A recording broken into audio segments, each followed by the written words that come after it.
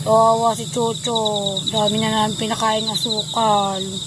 Hindi siya makatayo. Yun talaga ipinagtaka namin ni Papa dahil mostly naman talaga ito ay masigla. Kaya naman kami ay nag-alala dahil nga hindi siya nakakatayo. Tapos talagang sobrang tamlay niya. Yan nga siya. At kung sakali naman na makatayo siya, talagang napakalapit lang ng nalalakad niya. Tapos ganyan na ulit siya, talagang bumabagsak talaga siya. Kaya naman nga ganito na nga lang ginawa namin ni Papa. Kawawa si Chocho. Dami na namin pinakain asukal. Kawawa. Nangihina siya, hindi namin sure kung ano siya, kung nalason. Kasi nangihina siya oh.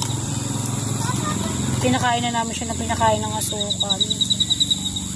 Chocho, lumaban ka Chocho. Uwi ko sa bodega.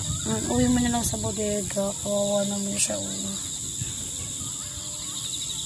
Tapos painamin mo siya ng tubig. Kawawa naman si Chocho. Uwi kita doon sa bodega. Baka nalalagyan yung ilong naman niya. Tapos pamaya papaiuwi mo na lang yan sa bodega. Para doon siya sa loob. Pwede mo siya itali doon. Doon, umiinom siya. Umiinom.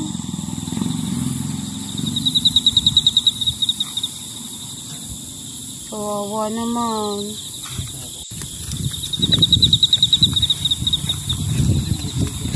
Ha? Asa? Susi ng bodega. Chocho.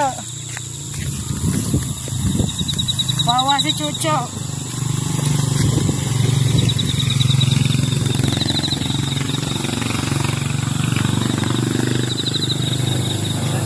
Chocho, pasok. Baka na sa loob, Cho. Sumabit yata siya. Aba, hindi niya kaya dyan tumalon. Ito sa gilid mo sana pinasok. Tanda sa sulok. Yan, yan sa butas. Yan, kasya na dyan sa gilid na yan. Dito. Kasya siya dyan. Hindi mo may angat.